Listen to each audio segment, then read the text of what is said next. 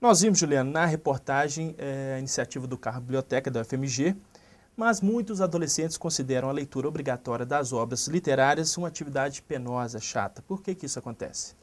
Olha, porque na escola os jovens ainda estão habituados a ler para se prepararem para o vestibular. Né? Então, é uma leitura obrigatória, cansativa, que eles têm que fazer têm que preencher formulários, né, de verificação de leitura. Eles têm que imaginar, conseguir entender a partir da leitura o que o avaliador vai cobrar dele durante a leitura. Né? Então, não é tido como um momento de lazer, um momento de prazer. É tido realmente como uma obrigação, principalmente na preparação para o vestibular. Então, muitos leitores, mas muitos leitores que são formados na infância, eles ficam perdidos justamente nesse período de adolescência por causa dessa obrigação de leitura para o vestibular. E, de um modo geral, Juliana, a maneira como a leitura tem sido trabalhada nas escolas, elas estão afastando ou aproximando os jovens do hábito de ler? Aí existem várias formas, né, do livro literário ser trabalhado na escola, e uma delas ainda está muito presa àquele formato da década de 80, final da década de 70, de 80, que é a ficha de verificação de leitura, que antigamente, inclusive, vinha encartada no livro, né? Existem algumas formas de trabalhar a literatura que elas não só estimulam a leitura, mas também elas ajudam a formar leitores, porque o papel do professor não é só levar o livro de literatura para a sala de aula, ele também é um formador de leitores, né? Então, um formador de leitor. Então, existem formas de trabalhar a literatura provocando o leitor a apreciar a qualidade estética e literária do texto. Mas aí tem que ter um cuidado, tem que se pensar que precisa ter um cuidado na escolha também do livro que chega para esse aluno. Então, trabalhar pensando em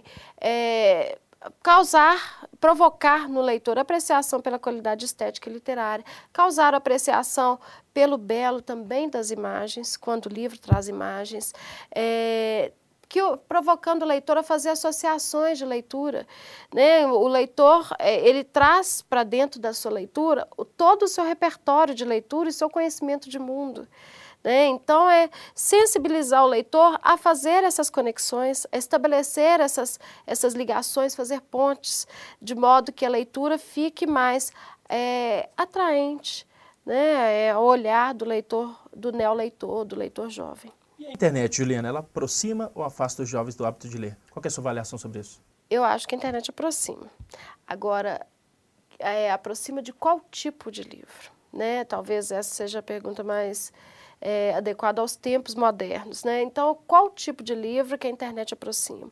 Porque existe uma gama de livros que a gente chama dos best-sellers, né? Que chega facilmente ao leitor jovem hoje, facilitado também pela internet, né? Pelos recursos visuais, pela propaganda que chega o tempo inteiro, né? O aluno hoje, ele recebe uma quantidade muito grande de informações, principalmente pelo computador.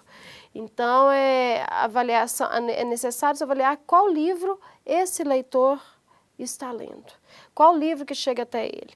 E aí, falam da literatura canônica. Ela deve ou não entrar na sala de aula? Como que essa literatura canônica entra na sala de aula hoje, diante de todos esses outros livros que o aluno busca sozinho, também pela internet?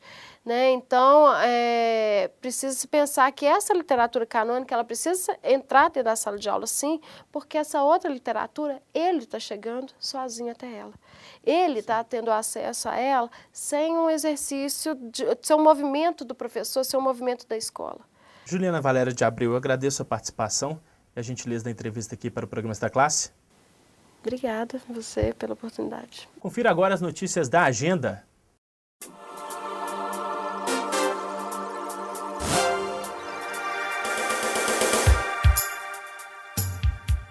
Curtas em Belo Horizonte. Entre 30 de novembro e 7 de dezembro, a capital mineira recebe o 12º Festival Internacional de Curtas de Belo Horizonte. Programação completa www.festcurtasbh.com.br. Festival Internacional Imagem dos Povos, entre os dias 29 de novembro e 12 de dezembro.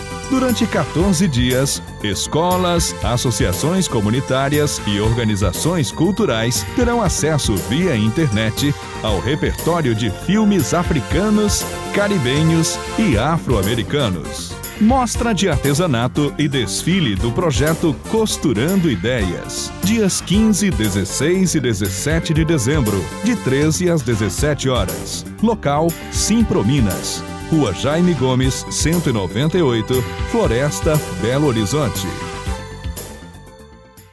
Confira agora o Sempre em Movimento.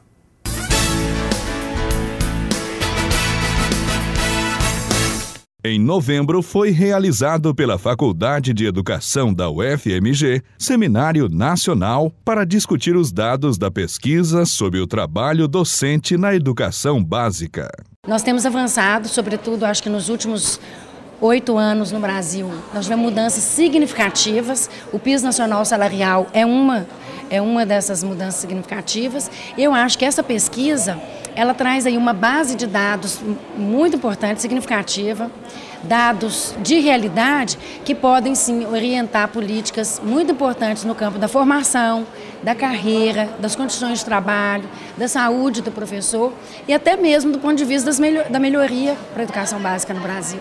Estudos dessa ordem possibilitam que o Ministério da Educação e as secretarias de educação tenham dados mais densos sobre o perfil, a identidade e a trajetória do professor da educação básica no Brasil. Segundo a diretora do Simprominas, Lavínia Rosa Rodrigues, que participou do evento, a pesquisa traz informações importantes que devem também ser investigadas no trabalho docente na rede privada.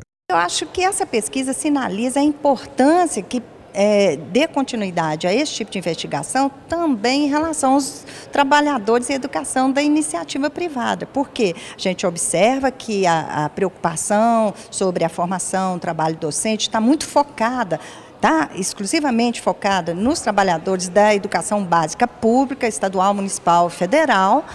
Mas alguns destes recortes teóricos que a pesquisa chega sinaliza de que a condição docente ela precisa também ser investigada na iniciativa privada. A gente fica por aqui, mas para saber mais sobre o Sindicato dos Professores é só visitar o nosso site. Envie sugestões e críticas para o endereço extraclasse@simprominas.org.br. Um grande abraço e até o próximo programa.